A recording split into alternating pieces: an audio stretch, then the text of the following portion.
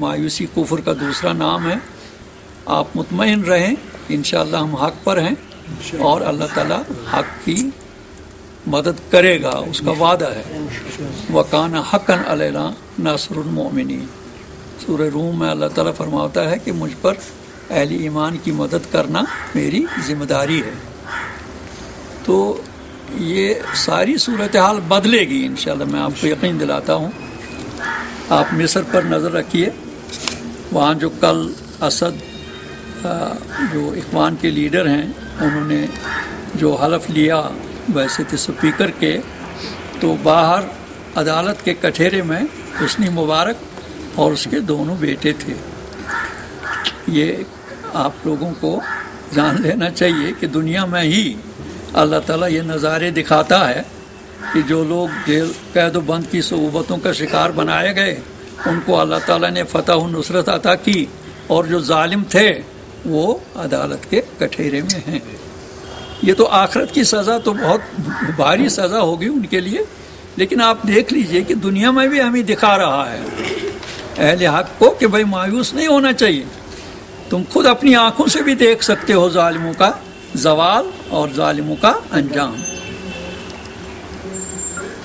تو یہ اس صورتحال میں بہرحال ہمیں عزم کے ساتھ، حوصلہ کے ساتھ، ہمت کے ساتھ اپنی جدوجہد جاری رکھنی چاہیے، اور اس میں کسی قسم کا ہمیں اضمحلال کا اور کمزوریوں کا مظاہرہ نہیں کرنا چاہیے. ہماری قوم میں ایک بہت بڑی کمزوری ہے، کاش اس کا علاج ہو جائے، وہ کمزوری ہم سے دور ہو جائے کہ ہم یکسو نہیں ہیں. یکسوئی کا مطلب یہ ہے کہ ہم حصول آزادی کے لیے اور اس ظالمانہ سسٹم کو عادلانہ سسٹم سے بدلنے کے لیے ہمیں اولین ترجیح اسی نصب العین کو دینا چاہیے تھی. لیکن ہم سڑکوں کے لیے، کہیں پانی کے لیے، کہیں بجلی کے لیے، کہیں مراعات کے لیے، کہیں ڈیلی ویجری کے لیے اور کہیں کسی اور کے لیے ہم ووٹ ڈالنے نکلتے ہیں. ہم ظلم کا ساتھ دیتے ہیں، یہاں تک کہ ہم اپنی لڑکیاں بھی فوج کے حوالے کر کے ان کو ہندوستان کی سیر کروانے کے لیے ان کے حوالے کرتے ہیں.